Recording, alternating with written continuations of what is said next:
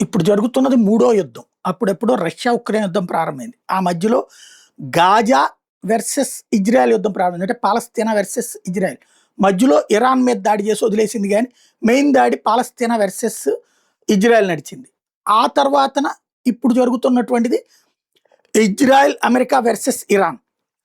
వీటన్నిటి మధ్యలో మొదట మనం మర్చిపోయినటువంటిది ఏంటంటే రష్యన్‌కి సంబంధించినటువంటి సమస్య. ఇప్పుడు రష్యాకి సంబంధించినటువంటి గ్యాస్ పైప్‌లైన్‌ని టర్కీకి వెళ్ళేటటువంటి పైప్‌లైన్ ఎవరో పేల్చేశారు. అది మరి ఉక్రెయినే పేల్చిందా ఎవరనేది తెలియదు.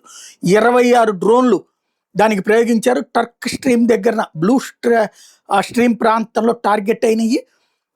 దాదాపుగా టర్కీకి 40% గ్యాసు ఇక్కడి నుంచినే వెళ్తది. ఆ గ్యాస్‌ని టర్కీ ఇతర యూరప్ దేశాలకు అమ్ముకుంటా ఉంటది.